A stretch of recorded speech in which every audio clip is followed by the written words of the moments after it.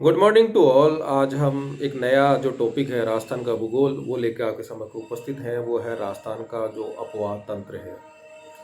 जब हम राजस्थान के अपवाह तंत्र की बात कर रहे हैं तो सबसे पहले अपवाह तंत्र होता क्या है उसको समझना जरूरी है।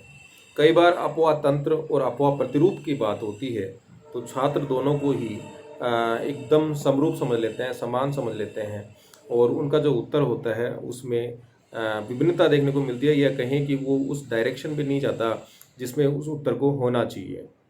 तो अपवाह जो तंत्र होता है, अपवाह तंत्र किसी भी जो नदी होती है उसकी उत्पत्ति से लेकर उसका जो विकास होता है, उसका जो डेवलपमेंट होता है, उन सब चीज़ों को उसके अंदर शामिल किया जाता है।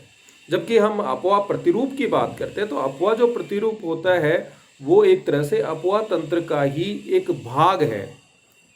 और अपवाह प्रतिरूप एक नदी और उसकी सहायक नदियों से जो एक जियोमेट्रिक स्ट्रक्चर बनता है उसको अपवाह प्रतिरूप के नाम से जानते हैं। जबकि अपवाह जो तंत्र होता है वह उस नदी की उत्पत्ति, उसमें मिलने वाली सहायक नदियाँ, उन सहायक नदियों से उस नदी का विकास, उस नदी की जो ऐतिहासिक कारण रहे हैं कि वो नदी पूर्ववर्ती है, अनुवर्ती है, या उसके मार्ग में क्या परिवर्तन हुए हैं, या किस तरह से नदियों के मार्ग में जो परिवर्तन हुए उसके अंदर जो प्लेट टेक्टोनिक हो या अंदर जो जियोलॉजिकल जो स्ट्रक्चर में परिवर्तन हुए, उन सब चीज़ों का अध्ययन अपवाह तंत्र के अंतर्गत किया जाता है।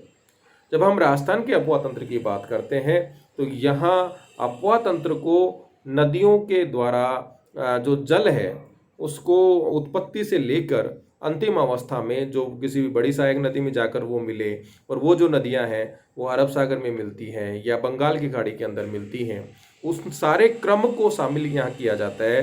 साथ ही राजस्थान के अंदर यहाँ की अपवाह व्यवस्था में, अपवाह तंत्र के अंदर एक जो इनलैंड ड्रेनेज है, आंतरिक जो प्रवाह है, वो एक विशेष प्रवाह का स्वरूप है जिसमें नदियाँ उत्पन्न होने के बाद किसी बड़ी नदी में जाकर नहीं मिलती, जिसके कारण उनका जो जल है वो महासागरों के अंदर जाकर नहीं मिलता।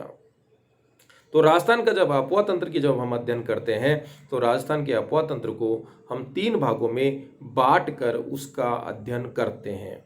एक अपवाह तंत्र जिसमें जो नदियां हैं, उसकी जो सहायक नदियां हैं, अपना जो जल है वो अरब सागर में लेके जाती हैं। और दूसरा जो अपवाह तंत्र है वे नदियां जो बड़ी सहायक नदी में जाकर मिलती हैं और वो नदियां जो अपना जल बंगाल की खाड़ी में लेके जाती हैं। और तीसरा जो अपवाह तंत्र है वे नदियां जिनकी उत्पत्ति स्थलीय भागों पर होती है और उत्पत्ति के बाद वो प्रवाहित होकर स्थलीय भागों पर ही समाप्त हो जाती है, किसी बड़ी नदी में जाकर नहीं मिलती, जिससे कि उनके जल का जो प्रवाह है वो सागर तक पहुंच सके। उसको हम आंतरिक अपवाह तंत्र के नाम से जानते हैं। और जो हमारी जो अरावली पर्वत श्रेणी जो है वो एक जल विभाजक का काम करती है। जल विभाजक एक वह ऊंचा उठा हुआ भाग होता है जो दो विभिन्न दिशाओं में नदियों को बांट देता है। जो अरावली जो पर्वत श्रेणी है इसके पश्चिमी भाग से जो नदियां निकलती हैं वो अपना जो जल है वो अरब सागर में लेके जाती हैं। जबकि अधिकांश जो पूर्वी नदियां हैं उनका जल जो है बंगाल की खाड़ी में गिरने वाली जो बड़ी नदी होती हैं उसमें जाकर मिलने की प्रवृत्ति यहाँ देखने को मिलती है। तो इसी अपवाह तंत्र को जब हमने तीन भागों में बांटा तो इसी चार्ट के अंदर उसको हमने समझाने की भी कोशिश की है। और ये जो एरिया की हम बात करते हैं तो राजस्थान जो कि भारत का सर्वाधिक क्षेत्रफल वाला राज्य है, तो यहाँ एक जो विशेष जो अपवाह तंत्र है जिसको हम आंतरिक प्रवाह तंत्र की अपवाह तंत्र की बात करते हैं वो राजस्थान के कुल जो प्रवाह या अपवाह जो क्षेत्र है उसका 60.2% एरिया पे होता है। यानी अगर आपसे कोई बहुविकल्पी सवाल पूछता है कि राजस्थान के अंदर सर्वाधिक अपवाह तंत्र किस तरह का या अपवाह प्रवाह किस तरह का देखने को मिलता है, तो आंतरिक प्रवाह क्षेत्र तंत्र में देखने को मिलता है। दूसरे नंबर पे बंगाली खाड़ी में जो अपवाह तंत्र है, जिसमें बंगाली खाड़ी में जाकर गिरने वाली जो नदियां होती हैं उनको शामिल किया जाता है। वो 22.4% जो अपवाह तंत्र का जो भाग है उसको निरूपित करता है। जबकि सबसे कप जो अपवाह तंत्र के अंदर शामिल किया जाता है 17.4% पर, वो अरब सागरीय जो अपवाह तंत्र है उसके अंदर शामिल किया जाता है। तो ये एक फैक्ट है। तो यहाँ संक्षिप्त में हमने जो नदियां हैं अपवाह तंत्र को दिखाने वाली, जब हम आंतरिक प्रवाह तंत्र की बात करते हैं तो ये बड़ी नदियां हैं राजस्थान की, गग्गर, कांतली, काकने, मेथा, रूपारेल, साबी, रूपनगढ़।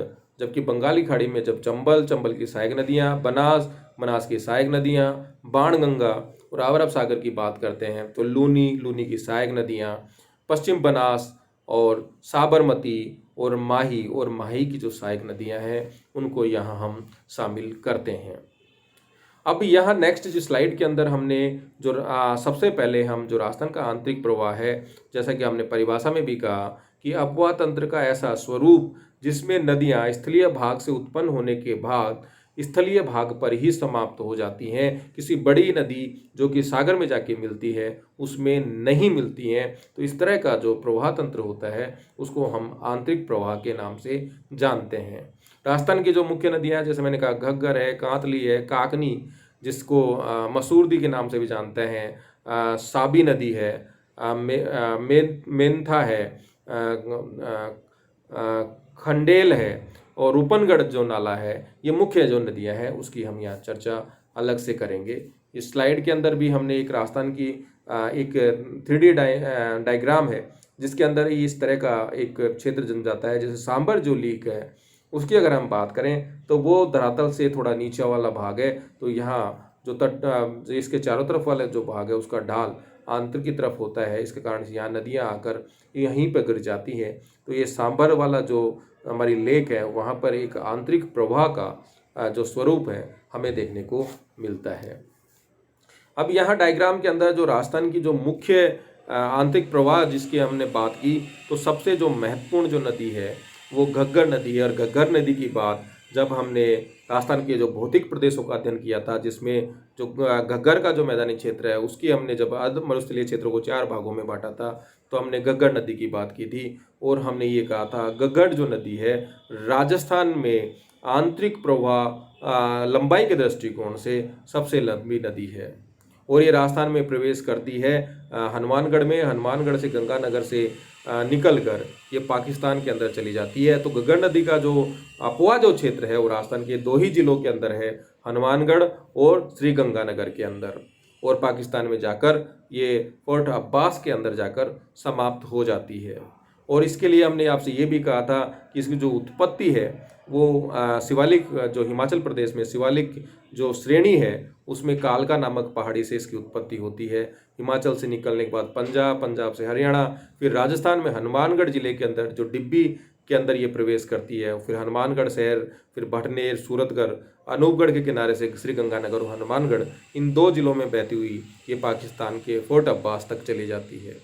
और पाकिस्तान के अंदर इस नदी का जो बहाव क्षेत्र जो होता है उसको हकरा या अकरा के नाम से जाना जाता है। भारत और राजस्थान के अंतर प्रवाह की अगर हम बात करते हैं तो ये सबसे लंबी नदी है जिसकी कुल जो लंबाई है वो 465 किलोमीटर है। अब यहाँ जो अन्य जो नदियाँ हैं अभी हम उसकी थोड़ी चर्चा करेंगे। जैसे जैसलमेर के अंदर जो काकनी जो नदी है वो जैसलमेर के अंदर आंतरिक प्रवाह का उदाहरण है।